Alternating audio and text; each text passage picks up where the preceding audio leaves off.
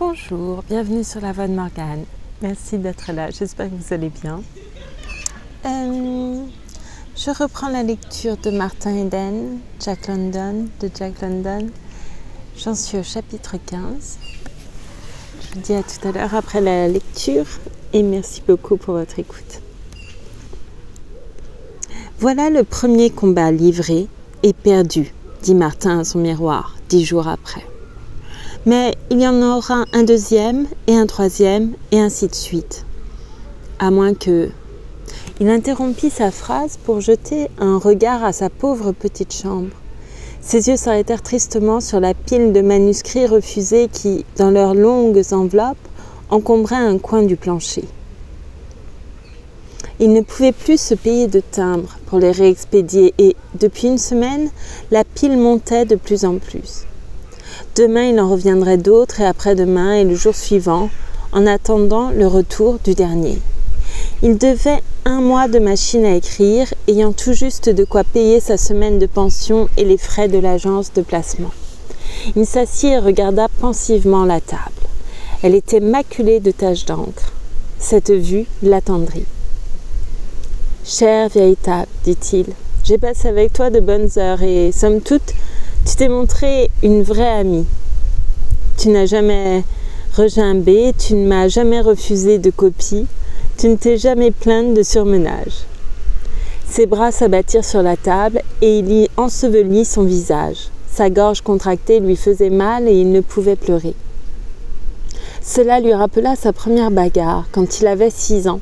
Son adversaire, de 2 ans plus âgé, l'avait battu, rossé jusqu'à n'en plus pouvoir.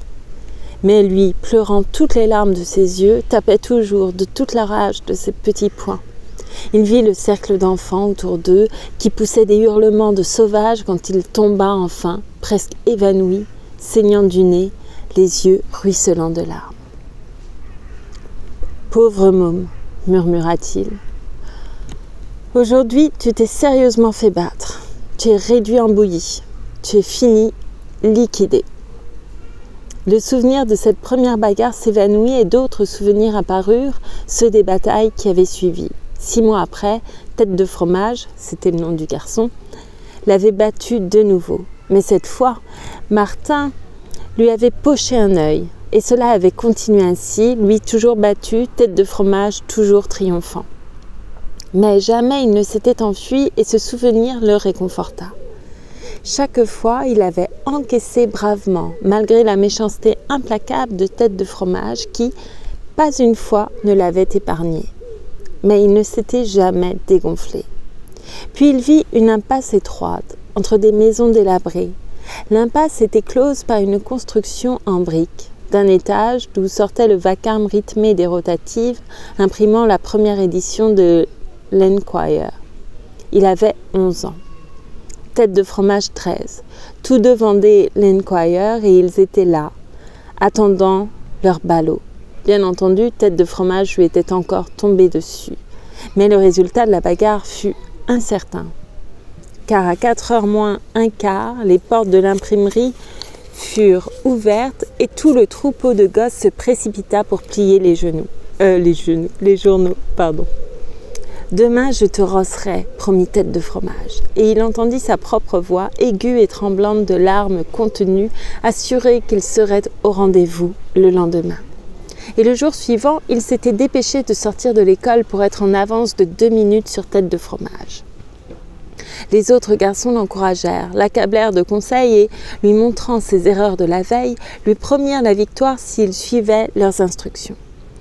Ils donnèrent ensuite les mêmes conseils à Tête de Fromage d'ailleurs. Et cette bataille les transporta de joie. Il leur enviait certes aujourd'hui le spectacle inénarrable que lui et Tête de Fromage avaient dû leur offrir. Le combat continua sans arrêt pendant 30 minutes jusqu'à l'ouverture des portes de l'imprimerie. Il se vit, tout jeune écolier, quittant journellement la classe pour galoper à l'Enquirer.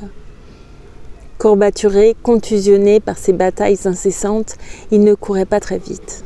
Ses bras étaient marbrés des coups qu'il avait reçus et même, à certains endroits, les meurtrissures s'envenimaient. Il souffrait de la tête, du bas des reins. Son cerveau alourdi tourbillonnait de vertige. Il ne jouait plus aux récréations et ne travaillait pas davantage. Même de rester tranquillement assis à son pupitre était une véritable torture. Il vivait dans un perpétuel cauchemar dont il n'entrevoyait pas la fin. Pourquoi ne pouvait-il pas rosser Tête de Fromage à son tour ? Se demandait-il souvent. Ses misères seraient alors terminées. Il ne lui venait pas à l'esprit d'en rester là, en se laissant fouetter une bonne fois par Tête de Fromage, sans riposter. Et tous les jours, il se traînait jusqu'à l'impasse du journal, éreinté, dégoûté mais éternellement patient, pour affronter son ennemi qui, tout aussi éreinté que lui, aurait certes accepté la paix, sans toute la bande de gamins devant lesquels il convenait d'afficher de l'orgueil. Un après-midi,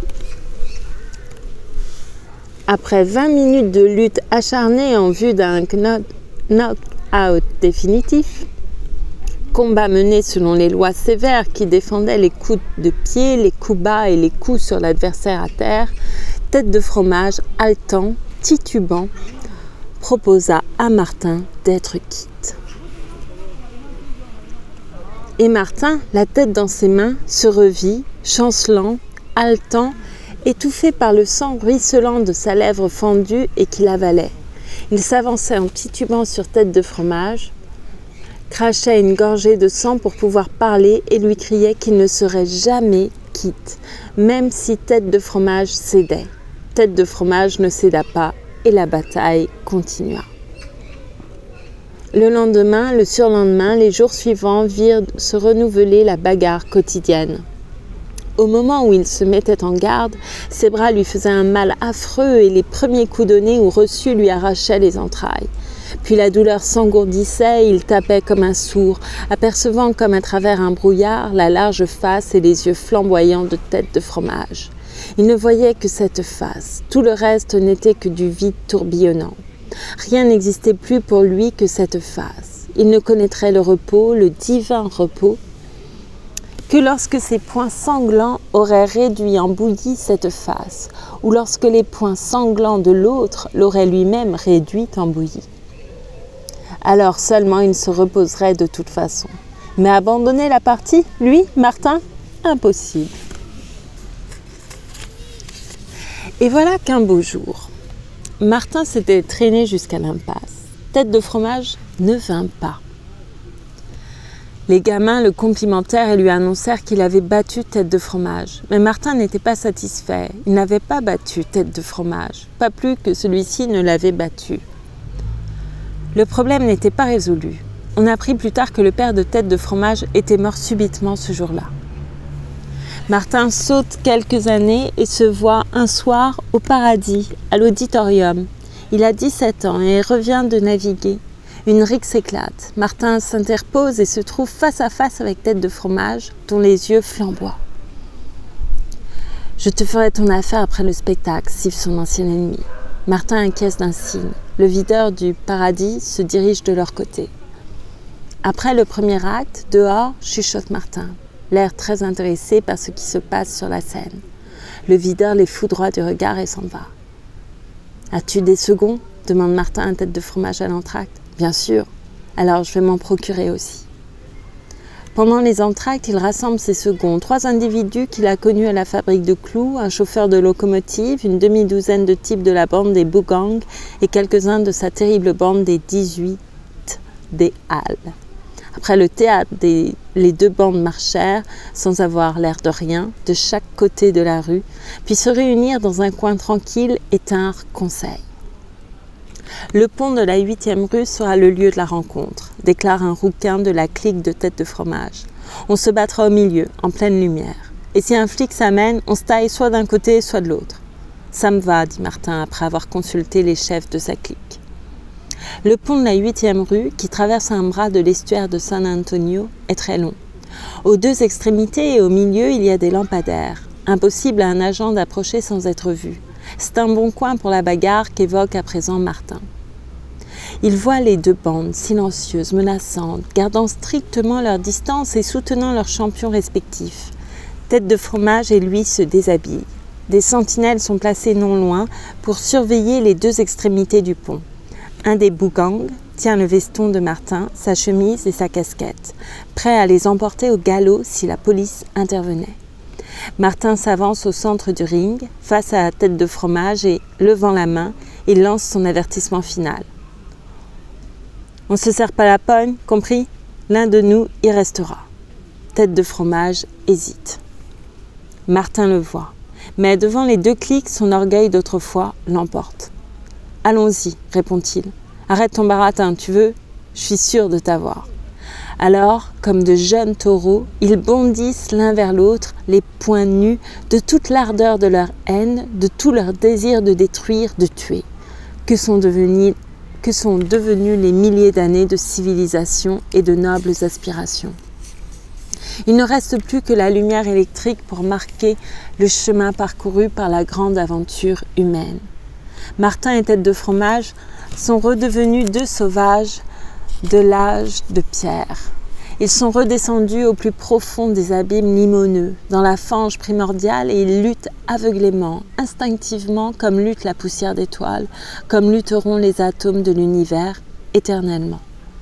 Bon Dieu, nous n'étions que des bêtes de sombres brutes, murmure Martin, qui suit toujours, comme à travers un kaléidoscope, les péripéties de sa bataille d'antan.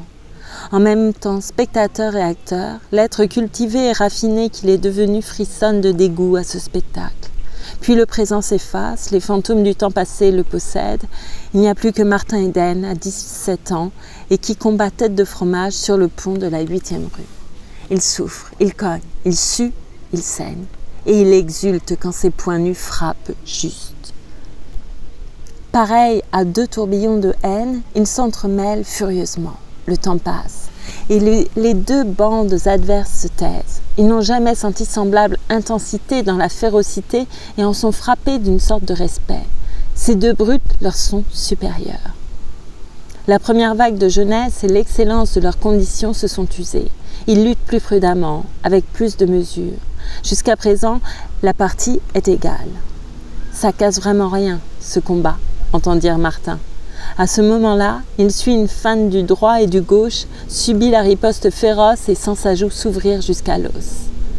Ce n'est pas qu'avec le poing nu qu'on a fait ça. Des murmures effarés se font entendre. Il ruisselle de sang, mais ne dit rien. Son cœur est lourd, car il apprend la ruse basse, la sournoise vilainie de ses pareils. Il attend, il guette, feint une attaque foudroyante et s'arrête à mi-chemin. Il a vu luire un éclair de métal. « Montre voir, hurle-t-il. Qu'est-ce que c'est que tu tiens dans la main ?» Les 2 bandes se précipitent, grognant et grondant. Dans une seconde, cela va devenir une bataille générale et il sera privé de sa vengeance. Il est hors de lui. « Arrière, vous autres !» rugit-il la voix rauque. « Compris ? Arrière, nom de Dieu !» Il recule. Ce sont des brutes, mais il est la super brute. Un être terrible qui les domine de toute sa puissance. C'est mon affaire à moi et je défends qu'on s'en mêle. Toi, donne-moi ça. Tête de fromage, refroidi et vaguement inquiet, tend son coup de poing américain. Le rouquin, c'est toi qui le lui as passé tout à l'heure, continue Martin en balançant l'arme à l'eau. Je t'ai vu te glisser derrière lui et je me demandais ce que tu faisais là. Si tu recommences, je t'étripe, compris? Ils reprennent le combat, éreintés, à demi-morts. Enfin, le public de brutes, saturé de sang, les prie impartialement d'arrêter. Et Tête de fromage prêt à mourir à terre ou debout, un Tête de fromage monstrueux, méconnaissable, hésite, mais Martin bondit et cogne toujours. Quelques minutes passent, qui lui paraissent durer un siècle, pendant lesquelles Tête de fromage faiblit visiblement. Soudain, au milieu d'un corps à corps, un craquement sec se fait entendre, et le bras droit de Martin retombe, mou, à son côté. C'est une fracture. Tous le comprennent. Et Tête de fromage, bondissant comme un tigre, précipite ses coups. Les secondes Martin veulent s'interposer, mais Martin, abruti par cette avalanche terrible, les repousse en les insultant et sanglote tout haut son impuissance et son désespoir. De sa main gauche, à présent, il frappe, à demi inconscient, et il entend, comme venant de très loin, des murmures de frayeur et une voix tremblante qui dit « Ce n'est plus de la lutte, les gars, c'est un meurtre, faut arrêter ça. » Mais on laisse faire, et il en est content. Il frappe, plus mollement mais sans arrêt, de son unique bras, sur la chose sanglante en face de lui. Ce n'est plus une figure, mais une vision horrible, sans nom, vacillant, trébuchant devant ses yeux papillotants et qui ne veut pas disparaître. Et il frappe toujours, de plus en plus faiblement, avec le peu de vitalité qui lui reste, et il lui semble que des siècles passent et que ça ne finira jamais. Quand, tout à coup, il se rend vaguement compte que la chose innommable s'affaisse, doucement, tombe sur le parapet du pont. L'instant d'après, tenant à peine sur ses jambes flageolantes, il se penche au-dessus de la forme écroulée et dit d'une voix qu'il ne reconnaît pas « T'en veux encore ? Dis, t'en veux encore ?» Il répète indéfiniment ces mots. Il le conjure, menaçant de lui répondre s'il en veut encore. Enfin, ses camarades lui tapent amicalement dans le dos et s'efforcent de lui mettre son veston. Puis une vague d'obscurité et d'oubli le submerge. Comme alors, Martin Eden, le visage enseveli dans ses mains, n'entend plus rien, ne pense plus à rien. Il a revécu avec tant d'intensité l'effroyable scène d'autrefois qu'il a perdu connaissance. Comme alors. Une longue minute, tout n'est en lui qu'oubli, obscurité. Puis, comme un homme qui se réveille d'entre les morts, il bondit sur ses pieds, les yeux étincelants, le visage ruisselant de sueur en hurlant « Je t'ai rossé, tête de fromage. Ça m'a pris 11 ans, mais je t'ai rossé. » Ses genoux se dérobaient sous lui et il retomba assis sur son lit. Encore mal réveillé, il regarda autour de lui, perplexe, en se demandant où il était. Enfin, son œil rencontra la pile de manuscrits entassés dans un coin. Alors il reprit pied dans le présent, se souvint des livres qu'il avait lus et des richesses infinies qu'il y avait puisées, de ses rêves, de ses ambitions. Il se souvint de son amour pour une pâle fleur de serre, sensitive, irréelle, qui mourrait d'horreur si elle assistait, ne serait-ce qu'une seconde, à la scène qu'il venait de revivre, si elle vivait une seule seconde dans la boue d'où il s'était évadé. Il se leva et fut à son miroir. « Ainsi, tu es sorti de la boue, Martin Eden, dit-il solennellement. Tu as baigné tes yeux de divine clarté et, en t'élevant jusqu'aux étoiles, tu as tué le serpent et le tigre pour conquérir le plus grand trésor qui soit. » Il se regarda plus attentivement et se mit à rire. « Un peu de folie et pas mal de mélodrame, hein ?» dit-il moqueur. « Ça ne fait rien. Tu as rossé tête de fromage et tu rosseras bien les éditeurs, même si ça te prend 11 ans. Tu ne peux pas t'arrêter là, il faut continuer. C'est une lutte sans merci, tu sais. » Chapitre 16.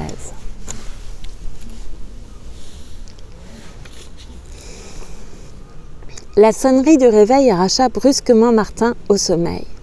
Bien que dormant profondément, il se réveilla instantanément comme les chats, et tout joyeux que ces 5 heures d'inconscience soient passées. Avant même que la pendule ait terminé son vacarme, sa tête était plongée dans la cuvette et il s'ébrouait sous la morsure de l'eau glacée. Mais ce jour-là, il ne suivit pas son programme habituel.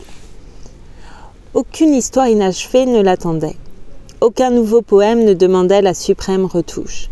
Ses études l'avaient mené tard et l'heure du déjeuner approchait. Il essaya de lire un chapitre de Fiske, mais son cerveau s'énervait et il ferma le livre. Aujourd'hui commençait une nouvelle bataille et pour quelque temps la littérature serait supprimée. La tristesse qu'il en ressentit fut semblable à celle que l'on éprouve en quittant famille et foyer.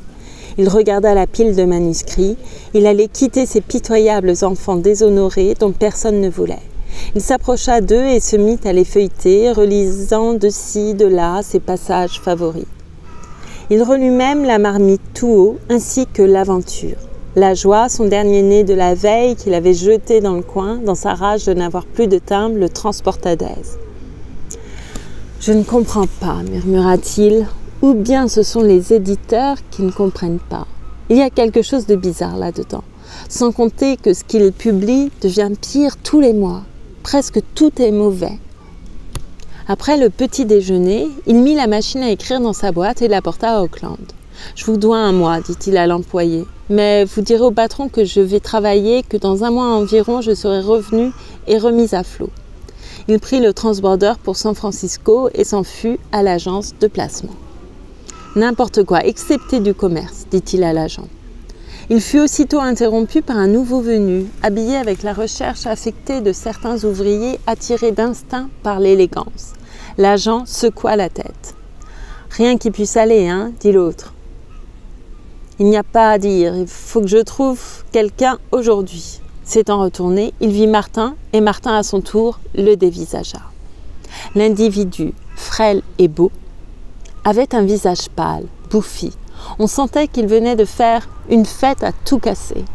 « Vous cherchez un emploi ?» interrogea-t-il. « Qu'est-ce que vous savez faire ?»« Les plus durs ouvrages. Je sais aussi naviguer, écrire à la machine, monter à cheval. Je peux faire n'importe quoi et me mettre à tout, » répondit Martin. L'autre hocha la tête. « Ça m'irait. Je m'appelle Dawson, Joe Dawson, et je cherche un blanchisseur. » C'est trop dur pour moi. Martin, amusé, se vit repassant des dessous de femme, mais comme l'autre lui plaisait, il ajouta « Je saurais à la rigueur faire le blanchissage de gros sur mer. J'ai appris. » Joe Dawson réfléchit un instant. « Attendez, on va voir si on peut s'arranger. Vous écoutez ?» Martin fit signe que oui.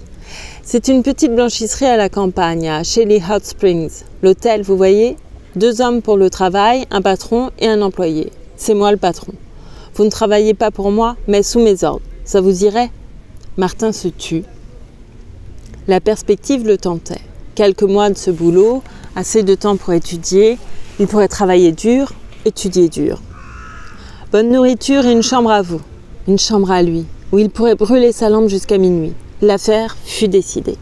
« Mais un travail d'enfer », ajouta l'autre. Martin caressa ses biceps saillants d'un geste significatif. « Alors écoutez, Joe porta la main à sa tête.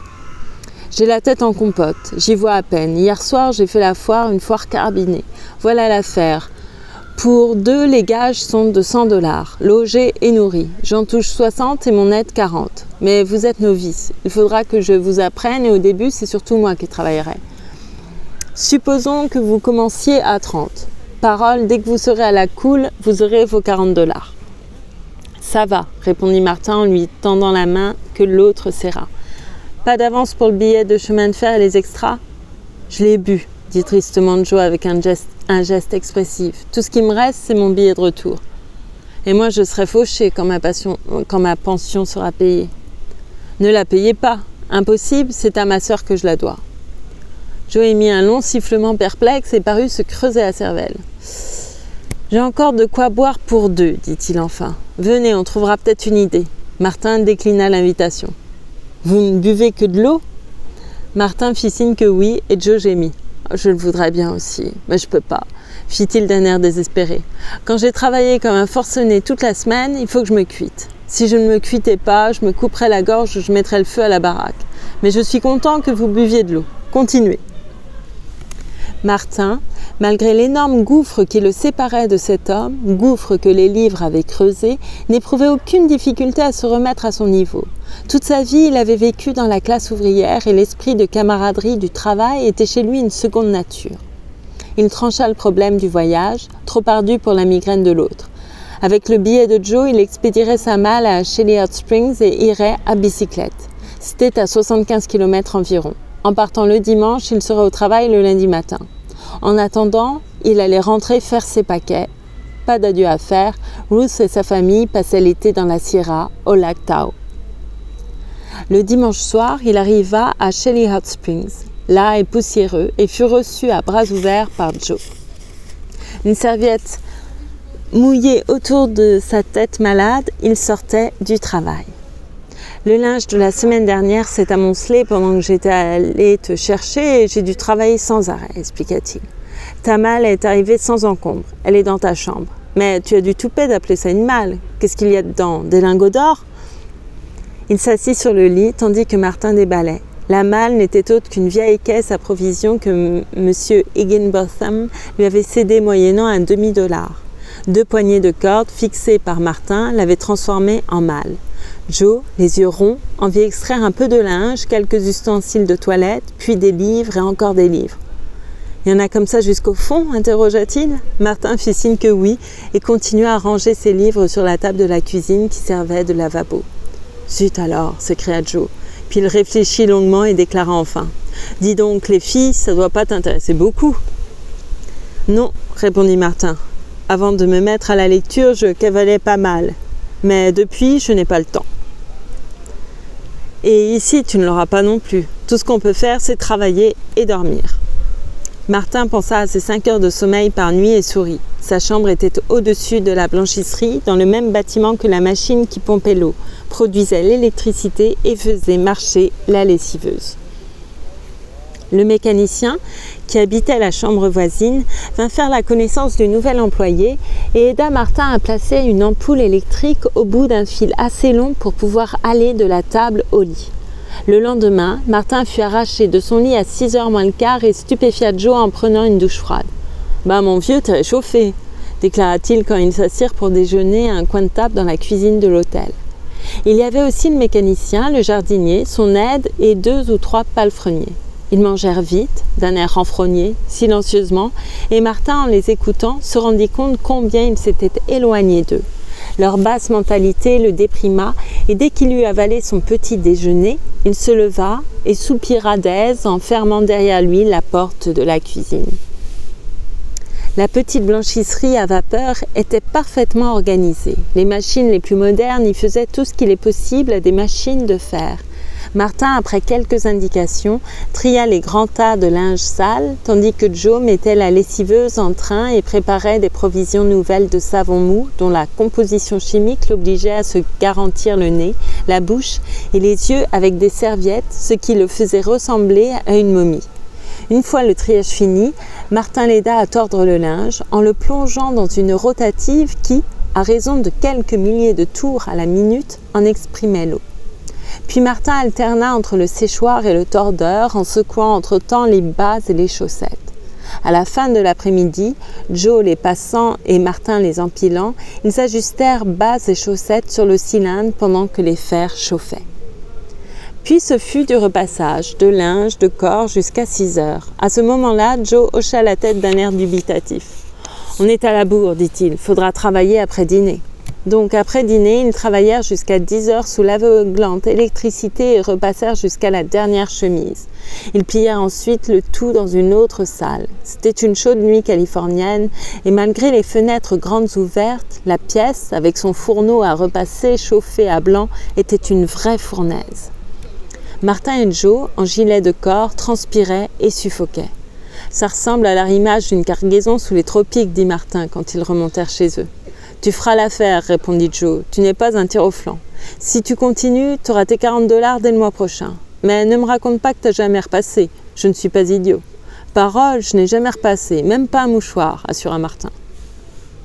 Il fut surpris d'être aussi fatigué en entrant dans sa chambre. Il avait oublié qu'il était resté sur ses jambes 14 heures sans arrêter de travailler. Il mit le réveil à 6 heures et calcula qu'il pourrait, en se réservant 5 heures de sommeil, lire jusqu'à 1 heure. Il enleva ses chaussures pour délasser ses pieds enflés, s'assit à la table devant ses livres, ouvrit Fisk, qu'il avait commencé 2 jours auparavant, et se mit à lire. Mais dès les premiers mots, il eut de la peine à concentrer son attention et se mit à les relire. Puis, il se réveilla, courbaturé et glacé par le vent de la montagne qui soufflait par la fenêtre. Il regarda la pendule. Elle marquait 2 heures. Il avait donc dormi 4 heures. Il se déshabilla au galop, s'écroula sur son lit et s'endormit dès que sa tête eut touché l'oreiller. Le mardi, ils travaillèrent sans arrêt également. La vitesse avec laquelle Martin battait la besogne faisait l'admiration de Joe. Celui-ci était un vrai bourreau de travail. N'ayant que cette préoccupation en tête, il ne perdait jamais une minute, cherchait sans cesse le moyen de gagner du temps, montrait à Martin la façon d'exécuter en 3 temps ce qu'il accomplissait en 5 ou en 2 ce qu'il faisait en 3. Procédé d'élimination, disait Martin en le copiant. Il était lui-même un bon travailleur, adroit, rapide et il avait toujours mis son point d'honneur à ne permettre à quiconque de l'aider ou de le surpasser. Il sauta donc avidement sur les conseils de son camarade et désamidonna cols et manchettes de façon qu'il ne reste la moindre bulle d'air au repassage. Sa rapidité et son adresse lui valurent des compliments de Joe. Jamais il ne se produisait d'arrêt. Joe n'attendait rien ni personne et bondissait d'une tâche à une autre. Ils amidonnèrent 200 chemises blanches, cueillant de la main droite d'un seul mouvement circulaire la chemise de façon à faire tomber les poignets, le col et le plastron. La main gauche élevait le corps pour le préserver de l'amidon. Puis la main gauche plongeait dans l'amidon brûlant, tellement brûlant qu'il leur fallait continuellement tremper leurs mains dans une cuve d'eau froide pour en détacher la pâte. Et ce soir-là, ils amidonnèrent jusqu'à 10h30 de coquettes et légères fanfreluches de femmes. Vivement les tropiques et la feuille de vigne, dit Martin en riant. Et moi, vivement des rentes, répondit Joe sérieusement. Je ne connais que ça, le blanchissage. Mais ça, tu le connais à fond. Ce serait vraiment malheureux. J'ai commencé à la Contra Costa à Auckland à 11 ans, au secouage des bas pour le cylindre. Il y a 18 ans de ça et jamais je n'ai rien fait d'autre. Mais ce boulot-là est le plus dur que j'ai jamais eu. On devrait avoir un homme de plus, au moins. Nous travaillerons la nuit de demain. On cylindre toujours les mercredis soirs, les cols et les manchettes. Martin remonta son réveil, s'assit à sa table et ouvrit Fisk. Il ne put finir le premier paragraphe. Les lignes s'enchevêtraient devant ses yeux et sa tête retombait à chaque instant sur sa poitrine. Il marcha de long en large, martela sa tête de grands coups de poing. Tout fut inutile. Il planta le livre devant lui, soutint ses paupières du bout de ses doigts et s'endormit, les yeux grands ouverts. Alors il s'avoua vaincu et se coucha. Un lourd sommeil de brute le terrassa pendant 7 heures. Et lorsqu'il en fut brutalement tiré par la sonnerie du réveil, il sentit qu'il n'avait pas assez dormi. « Beaucoup lu ?» demanda Joe. Martin secoua la tête. « Ça ne fait rien. Ce soir, on cylindre, mais jeudi, nous finirons à 6 heures et tu pourras t'y remettre. » Ce jour-là, Martin lava des lainages à la main dans une grande cuve avec du savon doux à l'aide d'une machine de fortune dont Joe tirait une grande fierté. « Mon invention, dit-il orgueilleusement, ça remplace la planche, économise les genoux et fait gagner au moins 15 minutes, ce qui n'est pas à dédaigner dans cet enfer. » Le cylindrage des manchettes et des cols était également de l'invention de Joe. Cette nuit-là, pendant leur travail à l'électricité, il le lui expliqua. « Je suis le seul à le faire, il le faut bien si je veux avoir fini samedi après-midi à 3 heures. Mais je connais la manière et c'est ça qui fait toute la différence. Il faut la chaleur voulue, la pression voulue, puis on les y passe 3 fois. Regarde ça. » Il leva une manchette en l'air, à la main on ne ferait pas mieux. Le jeudi, Joe entra dans une rage folle. Un ballot d'amidonnage fantaisie supplémentaire était rentré. « Je m'en vais, hurla-t-il. J'en ai assez, je m'en vais froidement. » À quoi ça sert-il de travailler comme un esclave toute la semaine, sans perdre une minute, pour qu'il vienne me coller un travail de fantaisie par-dessus le marché? Nous sommes dans un pays libre et je vais aller dire à ce gros Hollandais ce que je pense de lui. Et je ne lui enverrai pas dire, je lui en flanquerai, moi, des fantaisies supplémentaires. « On travaille ce soir, dit-il un instant après, résigné à son sort. Et ce soir-là, Martin n'essaya même pas de lutter. De toute la semaine, il n'avait pas lu le journal et, chose étrange, cela ne lui manquait pas. Les nouvelles ne l'intéressaient plus. Il était trop fatigué, trop abruti pour s'intéresser à quoi que ce soit, bien qu'il projetât, s'il finissait son travail le samedi à 3 heures, de partir pour Auckland à bicyclette.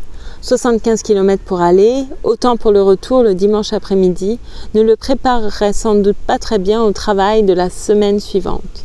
Il aurait été plus pratique de prendre le train, mais le billet coûtait 2,50 $ et il voulait faire des économies.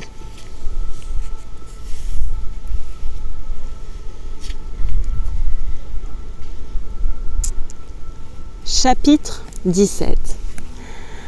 Martin apprit à faire bien des choses. Dans le courant de la première semaine, en un après-midi, les 2 hommes livrèrent 200 chemises blanches. Joe manœuvrait la machine, composée d'un fer chaud accroché à un ressort d'acier qui fournissait la pression. Repassait ainsi le plastron, les poignets, le col, dont il retournait les coins en angle droit et qu'il terminait par un impeccable glaçage. Aussitôt la chemise finie, il la lançait sur un râtelier, où Martin la prenait et en repassait tout ce qui n'était pas empesé. C'était un travail éreintant, qui se poursuivait pendant des heures sans arrêt, à toute vitesse. Sous les spacieuses vérandas de l'hôtel, des hommes et des femmes, tous de blanc vêtus, suçaient des boissons glacées en se maintenant à une agréable température. Mais dans la blanchisserie, l'air était accablant. Le grand fourneau ronflait, rougi à blanc, et des fers passés sur le linge mouillé s'élevaient des nuages de vapeur. Ces fers étaient différents de ceux dont se servent les ménagères et dont elles éprouvent la chaleur du bout de leurs doigts humides. Comme il leur fallait une chaleur bien plus élevée, ils les essayaient en les rapprochant de leurs joues. Martin admirait ce procédé sans toutefois le comprendre. Quand les fers étaient trop chauds, on les accrochait à des tringles de fer et on les trempait dans l'eau froide. Cette opération demandait également un coup d'œil précis et sûr. Une fraction de seconde de trop et tout était à recommencer. Martin se félicita de la précision qu'il avait acquise, quasi automatiquement, et basée sur l'observation de symptômes presque impondérables. Mais il n'avait pas beaucoup le temps de réfléchir ni de se féliciter. Et tout son moi conscient se concentrait sur sa besogne. Son cerveau et son corps sans cesse en action n'étaient plus qu'une machine intelligente. Les problèmes insondables de l'univers n'y trouvaient plus de place et il leur en interdisait l'accès. Son être entier n'était plus qu'un réduit étroit, la cabine directrice qui dirigeait les muscles de ses bras, de ses doigts agiles. Ceux-ci, à leur tour, dirigeaient les fers rapides et leurs longues glissades fumantes, mesurées à 1 millimètre près, le long d'interminables manches, de dos et de côté. Puis, le même bras, mécaniquement, lançait la chemise au râtelier appropriée sans la froisser et en saisissait immédiatement une autre. Et cela pendant des heures et des heures torrides, au cours desquelles tout le monde pantelait sous le soleil californien. Mais dans la blanchisserie surchauffée, on n'avait pas le temps de panteler. Les clients au frais sous la véranda avaient besoin de linge propre. Martin ruisselait de sueur. Il buvait d'énormes quantités d'eau, mais la chaleur était si grande qu'elle s'évaporait en transpiration avant même de parvenir à son estomac. Autrefois en mer, son travail lui laissait presque toujours assez de loisirs pour qu'il pût se retremper en lui-même.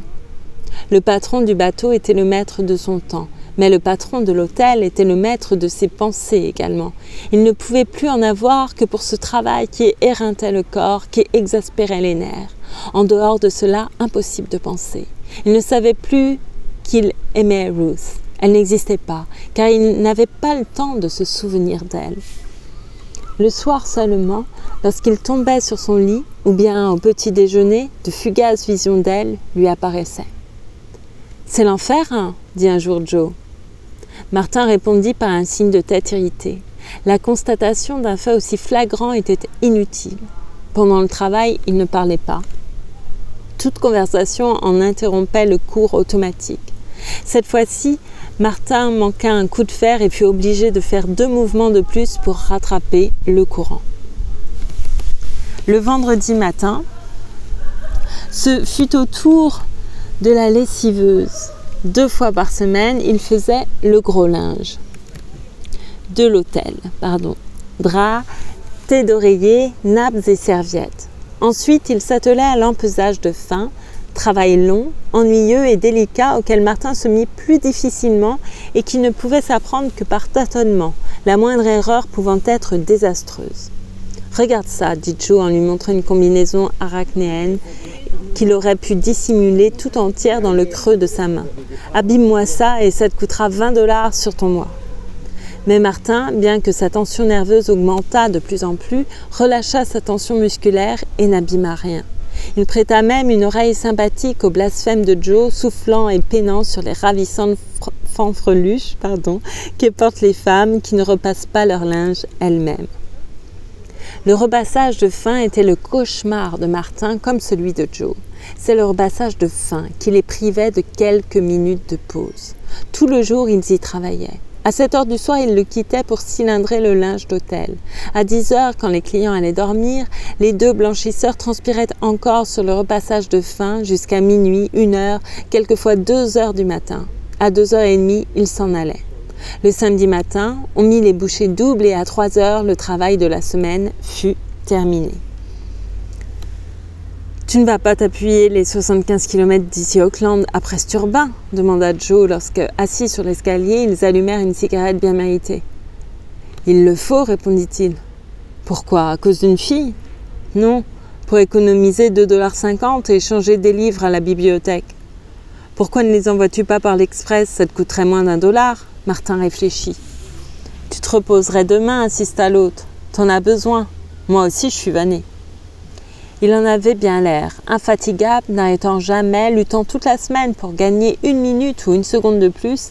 Il tournait les difficultés, surmontait les obstacles, colosse d'énergie inlassable, moteur humain à marche incessante, démon d'acier, et une fois sa tâche finie, il tombait dans le coma. Il se traînait hagard, et sa belle figure se creusait de fatigue.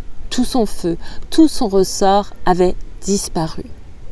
Et le moral était à 0. Et la semaine prochaine, tout sera à recommencer, dit-il tristement. Et pourquoi faire? Pour arriver à quoi, hein? Quelquefois, je voudrais être cheminot. On ne travaille pas et on est nourri. Bon Dieu, un verre de bière me ferait plaisir, mais je n'ai pas le courage d'aller jusqu'au village pour ça. Reste donc ici et envoie tes livres par l'Express ou bien tu n'es qu'un imbécile. Mais que vais-je faire tout le dimanche? Demanda Martin. Tu te reposeras. Tu ne te doutes pas combien tu es fatigué. Moi, je suis si éreinté le dimanche que je ne peux même pas lire les journaux. Une fois, je suis tombée malade de la typhoïde. À l'hôpital, 2 mois et demi sans rien faire. Ça, c'était vivre. C'était vivre, répéta-t-il rêveusement, un instant plus tard. Martin, après avoir pris un bain, s'aperçut de la disparition du blanchisseur en chef. Il devait être allé boire son verre de bière, se dit Martin, et il décida que les 700 mètres à faire jusqu'au village étaient un trop long voyage pour lui. Il s'étendit sur son lit après avoir enlevé ses chaussures et s'efforça de reprendre ses esprits. Il n'essaya même pas de lire. Il ressentait une fatigue trop grande pour avoir sommeil.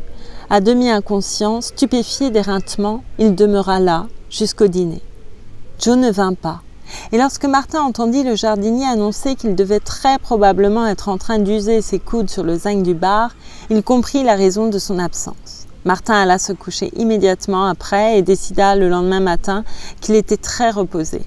Joe était toujours absent. Martin se procura un journal et s'assit à l'ombre d'un arbre. La matinée s'écoula. Il ne sut pas comment. Il n'avait pas dormi, personne ne l'avait dérangé et il n'avait pas terminé son journal. Il revint au même endroit l'après-midi, après déjeuner, et cette fois, il s'endormit. Ainsi passa le dimanche et le lundi matin, il fut au travail, triant le linge, tandis que Joe, gémissant, blasphémant, actionnait la lessiveuse et préparait le savon mou. « Je ne peux pas m'en empêcher, expliqua-t-il. Quand le samedi soir arrive, il faut que je me saoule. » Une autre semaine s'écoula, d'éreintantes journées, d'intolérables nuits à l'électricité, jusqu'au samedi après-midi à 3 heures, où Joe savoura un instant de contentement et partit ensuite au village, oublié. Le dimanche de Martin fut pareil au précédent. Il dormit à l'ombre des arbres, jeta un œil vague sur le journal et passa de longues heures allongé sur le dos, sans rien faire, sans penser.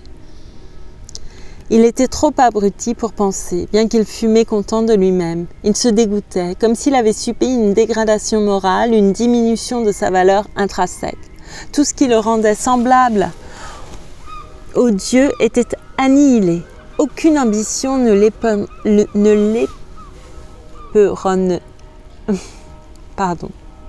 Aucune ambition ne l'éperonnait plus. Son âme semblait morte. Il n'était plus qu'une bête de somme. La beauté du soleil, perçant de flèches d'or le feuillage, ne le frappait plus. L'azur du ciel ne lui murmurait plus rien. Les secrets de la nature et l'immensité du mystérieux univers ne l'attiraient plus. La vie était intolérablement monotone, stupide, amère au goût. Un écran sombre recouvrait le miroir de sa vision intérieure et sa fantaisie dormait dans une chambre de malade où ne pénétrait aucun rayon de soleil. Il enviait Joe là-bas au village, traînant ses coudes sur le zinc du bar, ruminant des idées fixes, ressassant de façon inepte d'ineptes choses, oubliant dans son ivresse le lundi matin et l'éreintante semaine à venir. Une 3e semaine s'écoula et Martin se maudit et maudit la vie. Le sentiment d'une faillite l'oppressa. Il y avait une raison pour que les éditeurs refusent ses œuvres. Il le voyait à présent et il se moquait de lui-même et de ses rêves. Ruth lui renvoya ses poèmes de la mer par la poste. Il lut sa lettre, sans manifester aucune réaction. Elle le complimentait de son mieux. Mais elle ne savait pas mentir et il vit la désapprobation entre les lignes courtoisement élogieuses. Et elle avait raison. Il en fut convaincu en relisant son poème.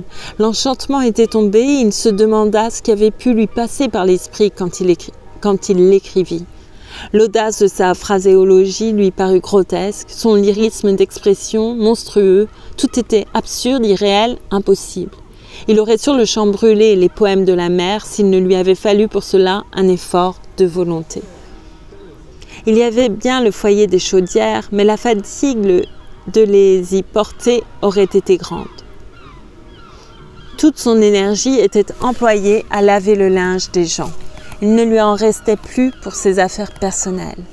Il résolut de se ressaisir le dimanche suivant et de répondre à Ruth. Mais le samedi après-midi, quand l'ouvrage fut fini et son bain pris, le désir d'oublier l'emporta. « Je vais aller voir ce que fabrique Joe », prit-il comme prétexte, tout en sachant parfaitement qu'il mentait. Mais il se refusa à l'admettre parce qu'il voulait oublier. Il s'achemina d'abord lentement, comme par hasard, vers le village, augmentant l'allure malgré lui à mesure qu'il approchait du café. « Je croyais que tu ne buvais que de la flotte, » dit Joe en guise de bienvenue. Martin, dédaignant de fournir des explications, commanda du whisky et en remplit son verre jusqu'au bord avant de passer la bouteille. « Ne la garde pas toute la nuit, dit-il d'un ton rude. L'autre jouait avec la bouteille et Martin, agacé de l'attendre, avala son verre d'une lampée et le remplit de nouveau. « À présent, je peux t'attendre, dit-il d'un air renfrogné, mais dépêche-toi. » Joe se dépêcha et ils burent ensemble. « C'est le travail qui te fait ça, hein, questionna Joe. Mais Martin se refusa à toute discussion sur ce sujet. « Ah oui, c'est un bel enfer, continua l'autre. Seulement, ça me dégoûte de devoir en venir là, Marthe. Eh bien voilà, c'est comme ça qu'on y arrive. » Martin buvait sans rien dire. Il donnait ses ordres d'une voix mordante et terrorisait le tenancier du bar, jeune campagnard efféminé aux yeux bleus à queue, aux cheveux séparés par une raie. « La façon dont ils nous traitent, nous autres pauvres diables, est scandaleuse, énonça Joe. Si je ne me saoulais pas, j'éclaterais et je brûlerais leur cambuse. La boisson, voilà ce qui me sauve, je te jure. » Mais Martin ne répondit pas. Quelques tournées de plus et, dans son cerveau, les fantasmagories de l'intoxication se mirent en branle. Ah, voilà qui était de nouveau ivre. La première bouffée de vie qu'il ait aspirée depuis 3 semaines. Ses rêves lui réapparurent. La fantaisie s'évada de la chambre sombre, toute vêtue de flamboyante clarté, et lui fit signe. Le miroir de sa vision intérieure reflétait de nouveau, transparent comme le cristal, des images éclatantes. L'enchantement et la beauté, les mains entrelacées, lui souriaient. Tout son pouvoir était revenu. Il essaya d'en parler à Joe, mais Joe, tout à ses marottes personnelles, exposait d'infaillibles plans qui devaient lui permettre d'échapper à l'esclavage du blanchissage pour devenir lui-même propriétaire d'une grande blanchisserie à vapeur. « Je vais te dire, Marthe, il n'y aura pas de gosse à travailler dans ma blanchisserie. Non, pas un, parole. Et pas une âme ne turbinera après 6 heures du soir. Tu entends ? Il y aura assez de machines et de monde pour que le travail se fasse à des heures décentes. Eh, Marthe, tu m'aideras, dis ? Je te nommerai surintendant de la boîte, de tout le bastringue, de tout le monde. Maintenant, voici le plan. Je me fais buveur d'eau pendant 2 ans, je fais des économies et alors... » Martin, se détournant, le laissa faire ses confidences au tenancier du bar, mais bientôt celui-ci fut appelé pour servir à boire à 2 fermiers qui acceptèrent l'invitation de Martin. Martin fit largesse, invita tous ceux qui entraient, valets de ferme, cochers, l'aide jardinier de l'hôtel, le tenancier du bar et le furtif cheminot qui se glissa comme une ombre dans le bar et, comme une ombre, se dissimula dans un coin. Voilà. Ah, c'est triste encore. Je vais m'arrêter là pour cette lecture. J'en suis au chapitre 18.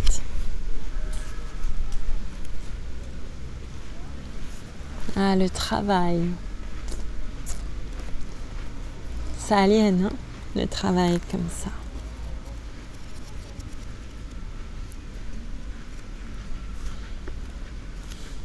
le travail en général. Je vous remercie beaucoup pour votre écoute et